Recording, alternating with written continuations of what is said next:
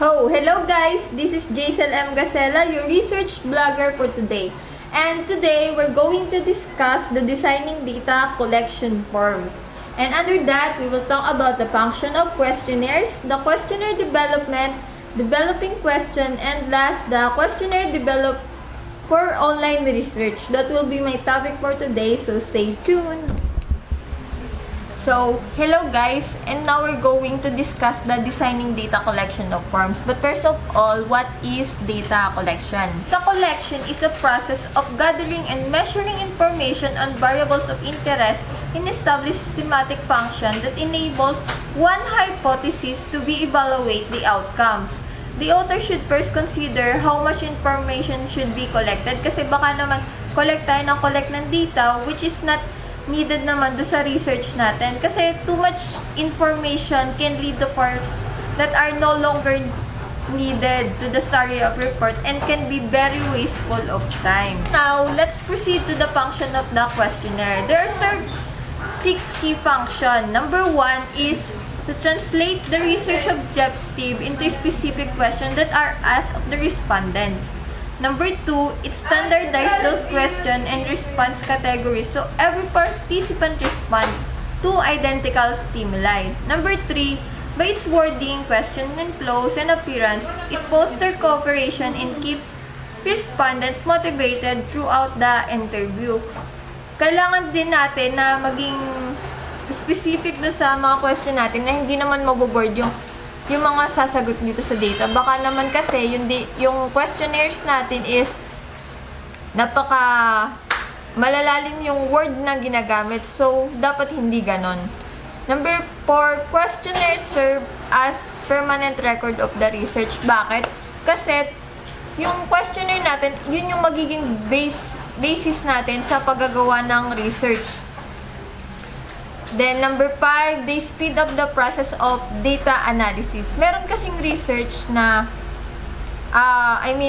merong mga questionnaire na hindi na ginagamitan ng manual counting, manual data collection, which ginagamit na nila doon is yung mga machine that can easily convert the data into raw data.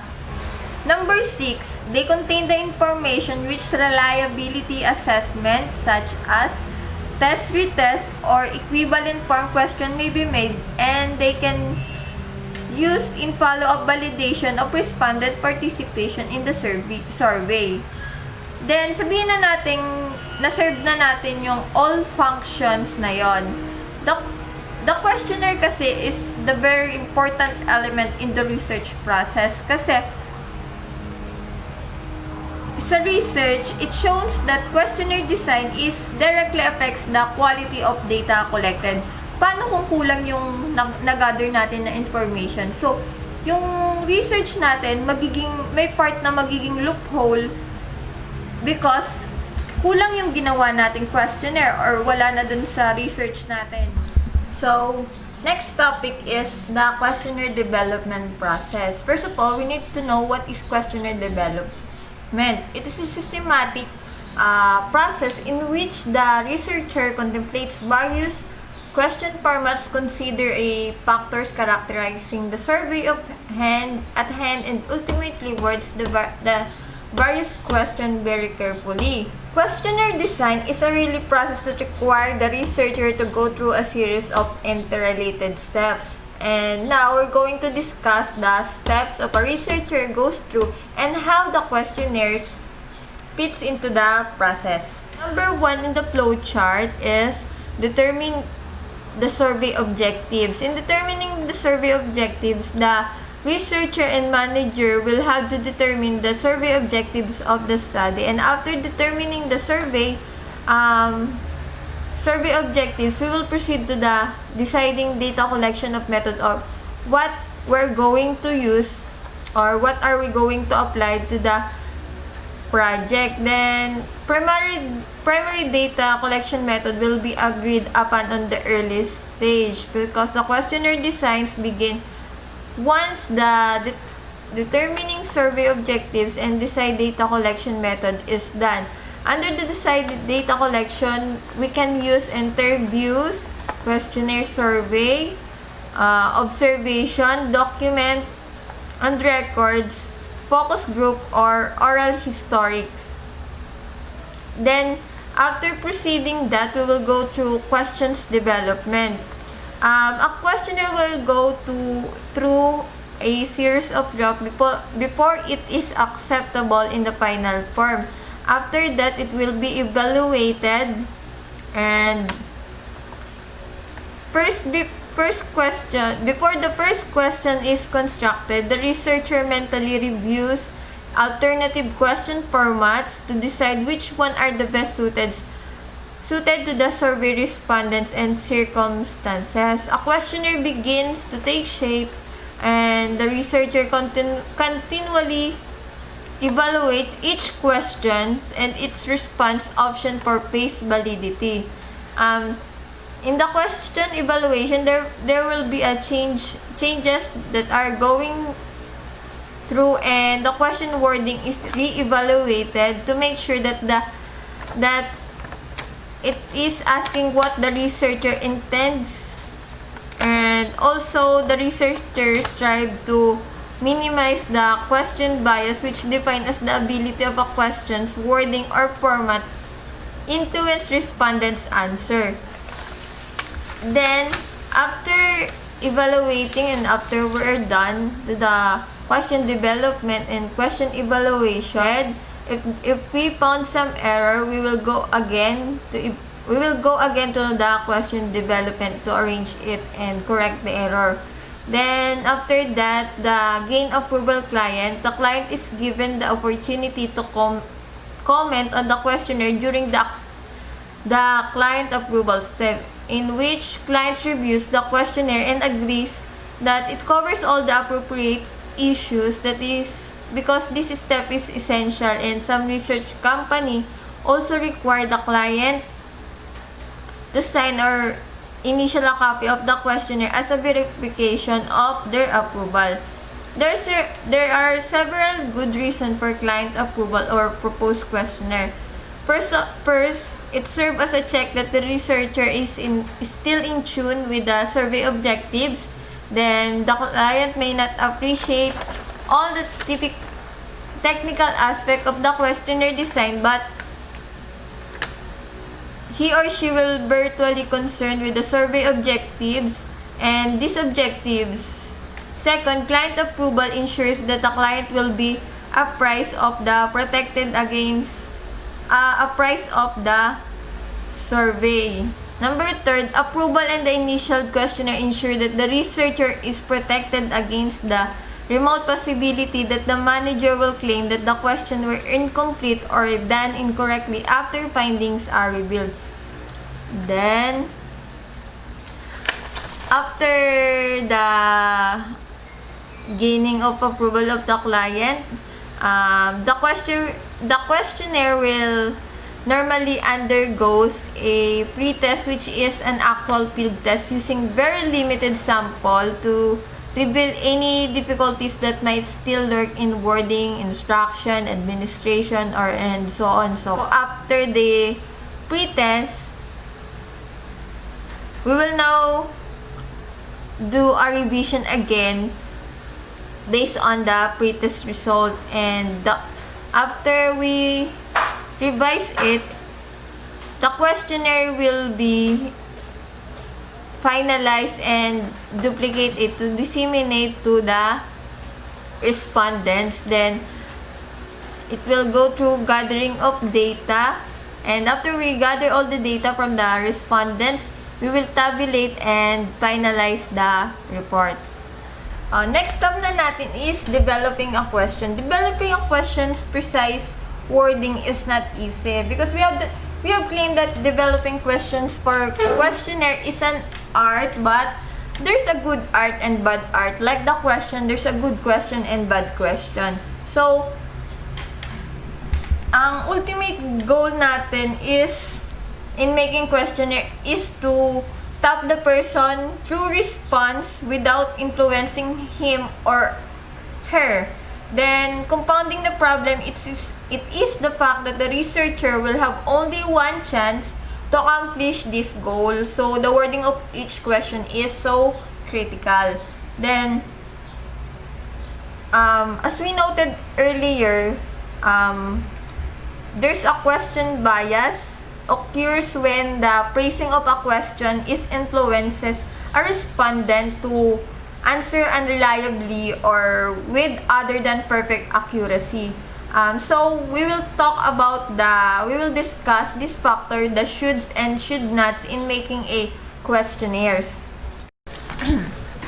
The 5 shoulds of questions wording is, first, the question should be focused on a single topic. The researcher must stay focused on the specific issue or topic. For example, the question is, what type of hotel do you usually stay in when on a trip? The focus of this question is so hazy and because it does not narrow down what kind of trip or when the hotel is being used. For example, is it a business or a pleasure trip? Or is it the hotel at a place en route or the final destination? A more focused version of this is when you are on family vacation and stay at the hotel at your destination, what type of hotel do you usually use? As you will notice, it was more focused on a single issue or topic. Another question for this is, when do you typically go to work? They might be it might lead to the open questions or confusion to the respondent. So instead of using when do you typically go to work, we can also provide a better questions like, what time do you ordinarily leave home at work? Kasi the respondent might think is, when do you leave home for work, or when do you actually begin work once at your workplace. So number 2 should is, the question should be brief. Unnecessary and redundant data words should always be eliminated regardless of the data collection mode. This requirement is especially important when designing questions that will be administered verbally, such as over the telephone or interviews. Brevity will help the respondent to comprehend the central questions and reduce the distraction of wordiness. When I say brevity, it is the concise and exact words in writing or speech. Here's the sample question that suffers lack of brevity or conciseness and exact words.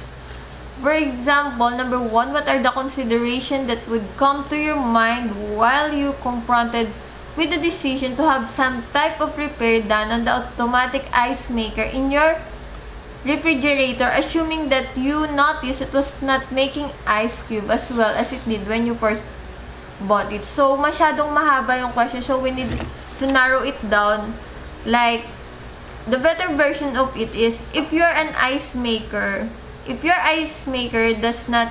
were not working right, how would you correct the problem? So, same thought of the question, but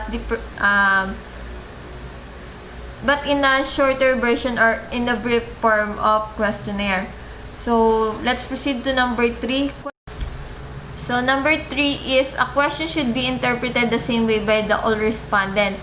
All respondents should see the questions identically no matter what age of bracket he is in. For example is, how many children do you have? They might be interpreted it on a various way. One respondent might think of it as only if it's those only children living at home, or whereas another might include children from a previous marriage. So there will be a lot of confusion regarding this question. The better question for this is, how many children under the age of 18 live with you in your home? This will be the much better version of our questions earlier. Number 4, question should use the respondent's core vocabulary. The core vocabulary is the everyday language respondent use to converse with others like themselves, but it does not include slang or jargon words.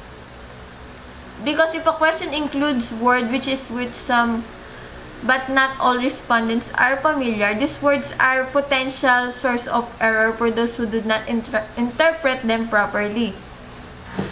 And sometimes the technical aspect of a product or marketing activity will slip into a question and violate the rule of using vocabulary. For example, did the premiums offered by the store attract you to it? Or assume that the respondents know what are the premiums and can relate them to being attracted to the store. So, the better question for this is, was the offer of a free gift is a reason for your last visit to the convenience store? So, the last one is, number 5, the question should be a grammatically simple sentence if possible. A simple sentence is prepared because it has only one single subject and predicate, whereas compound and complex sentences are busy with multiple subject, predicates, objects, and complement. Okay, the next one is the 11 should nots of questions wording. There are more than should nots than shoulds in questions construction. The number 1 should not is the question should not assume criteria that are not obvious. Questions frequently respondents to make judgment and adjustment assumes that certain criteria are being applied, but sometimes the criteria on which judgments are to be made are not obvious and danger exists, and respondent using criteria indifferent from those assumed by the questions designer. Then the next one is the question should not be beyond the respondent's ability or experience because the question should not transcend the respondent experience. For example, you cannot ask a teenager about marriage question because first of all they didn't experience being married at first. So next one is the number 3, the question should not use a specific example to represent general case because the danger in using specific example to measure a broader situation lies in the possibility that the respondents will concentrate only on that example. Then number 4, the question should not ask the respondent recall specific when only generalities will be remembered because sometimes a question designer forgets that the people do not have the perfect memory and the detail requested in the question is beyond the respondent's ability to reconstruct or what actually happened. Number 5, the question should not require the respondents to guess a generalization. When asked to respond a question involving a generality, respondents may be inclined to respond what they think must have happened or what should happen. This encourage guessing. Although guesses may not be accurate, they are more likely to be inaccurate. Number 6, the question should not ask the details that cannot be related. Marketers sometimes ask for information that is impossible to remember, forgetting that the consumer have more things to worry or about the consumption. Number 7, the question should not use words that overstate the condition. Avoid using words that overstate the condition because it's better to present the question in neutral tone rather than in a positive or a negative tone. And number 8, the question should not have ambiguous wording because the ambiguity in wording allows respondents to apply in their own situation, experience, or interpretation to them. There are two forms of ambiguous wording can occur. The first one, the question designer must use word that has several legitimate connotation for any one respondent. Yeah. Second, the question designer might inadvertently select a word that has different interpretation for different subgroup of respondents. Number 9, the question should not be double-barreled. When we say double-barreled, it is really different question posed in one question with 2 questions posed together. It is difficult for the respondent to answer either one directly or it is difficult for the respondent to answer either one directly. Double-barred questions are improved by either breaking them into separate questions or by specifying one question as a condition of the other. Number 10, a question should not lead the respondents on a particular answer. A leading question is worded in such a way to give the respondent a clue to how to answer. Then, the last one is the question should not have loaded wording or phrasing. Leading question direct the respondent to answer in a predetermined way. By a contrast, a loaded question is more subtle. Identifying this type of bias in a question requires more judgment because of loaded question has varied in its wording elements that allude to universal beliefs or rules of behavior. It may even apply emotionalism or touch on person's inner fears. The last part of my report is the questionnaire developed for online research. Questionnaire survey is a popular data collection method for academic or marketing research. Like face-to-face telephone interviews and postal surveys are the traditional approach. However, with the growing access to the internet facilities, an internet-based data collection technique such as online questionnaire has becoming a popular in recent years. Qualitative data collection through online focus group is also emerging, suggesting that research participants in digital age can now interact with each other and the interviewer facilitator in an online multimedia setting. Data collection through an online survey can appears to have potential to collect large amounts of data efficiently, then with less error due to the lack transferring written data on a computer. Economically, as it requires low human resource efforts while collecting or managing data and within relatively short time frame.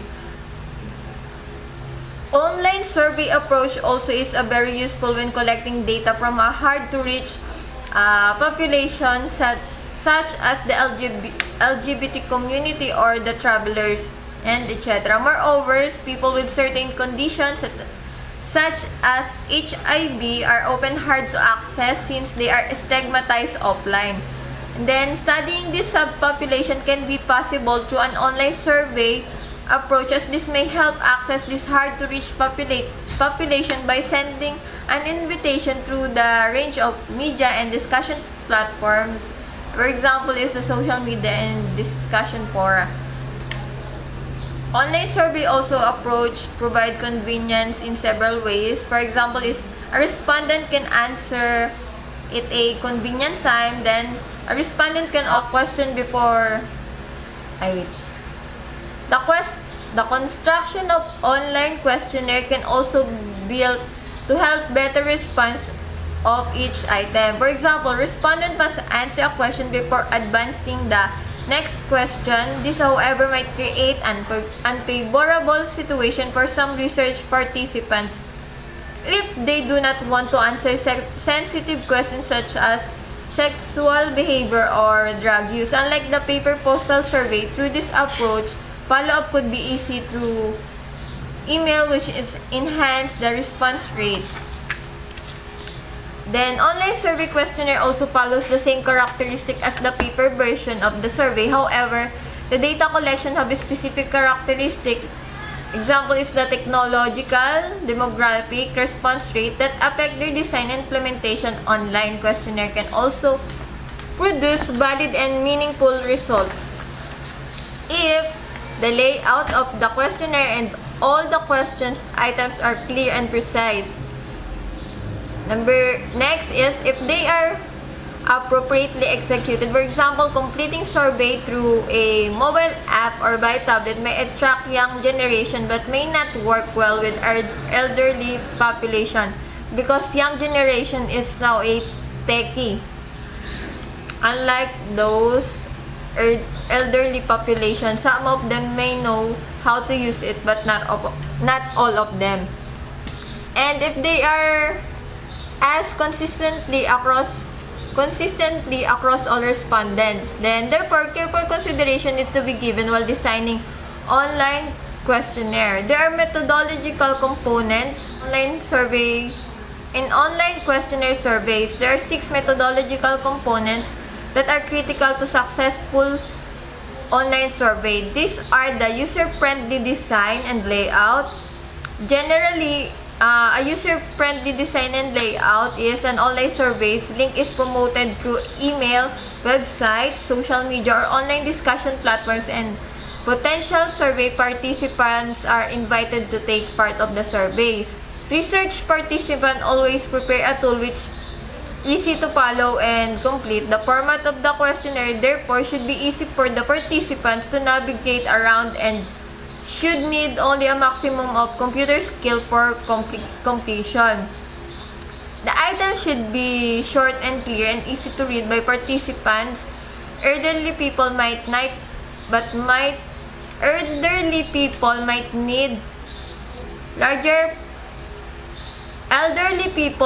need larger fonts compared to the younger ones. Similarly, research participants may be more open to sharing sensitive or personal information such as age, sex after completing the question. Sensitive or personal questions should be placed at the end. Then, number 2 is selecting survey participant. An easy access to survey for all participants is essential in any online questionnaire survey. An online questionnaire may be appropriate for only a certain age group. For example, the online study among elderly population would not be appropriate if the proportion of elderly who use internet is low. Similarly, if they survey through social media, example is the Twitter, Facebook, and Instagram, it might not capture the views from other people who do not use the social media, but nowadays almost all of the people are using it now. In circumstances, the survey should be promoted through other channels, and perhaps other possible data collection strategies should be combined with your online survey. Although a relatively little may be identified about the background characteristic of people in an online community except basic demographic variables. Next methodological components is avoiding multiple responses. Another important feature of the online survey is the ability to avoid multiple responses. This is particularly challenging when incentives are provided by the survey participant. In order to minimize this problem, online survey design should be able to include a feature that enables to register interested participants through their email in the first stage, so that the online tool will be able to assign a unique participant number, which will minimize the chance of multiple enrollment in the study. A personal link to access the online questionnaire can be sent to participant email address. Then next is the data management. Data management is generally an online survey platform offer convenient and reliable data management by design. Next is the data management. Online survey platforms offer convenient and reliable data management by design. Online survey formats protect against the loss of data and facilitates data transfer into a database. As these approaches provide the ability to export responses into a compatible database, it eliminates transcription errors and prevents survey modification by the survey participant, and can be argued the overall ease of use for well-designed questionnaire for both study participant and researcher potentially improves the reliability and validity of data collection process and the collected data. And the next one is the ethical issue. Online administration of survey raises unique ethical questions regarding key ethical components, including the informed consent. In most online survey tools kasi, it is not possible to explain the study or take verbal consent from participants. The researcher therefore have turned to ensure that all information regarding the study participants' rights and researcher contact details are provided on the first page of the survey. However, this is dependent on the study design. For example, the researcher have the option to administer participant information sheet, consent forms, and additional study information by personal contact, thereby allowing for oral consent. The consent practice needs to be cautiously considered and determined. Only increasingly common way is presenting item as would be offered on paper-based consent forms, such that item must be endorsed before the next page can be opened. Next issue is the privacy and confidentiality.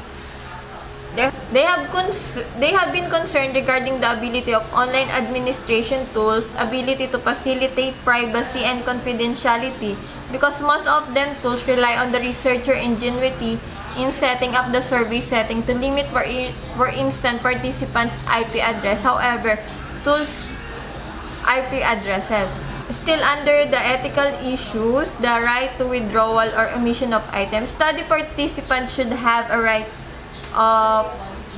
to withdrawal from the survey in addition to the choices to opt out, sharing data already provided on an online questionnaire. Researchers should therefore ensure that the opportunity to erase or skip question or backtrack through the survey is provided in order to maintain ethical sound research conduct. As a rule of, only items relating to the consent form should require a response. Then, the last one in methodological components is the piloting. When the survey tools content platforms are decided, it is very important to carry out a pilot with potential participants.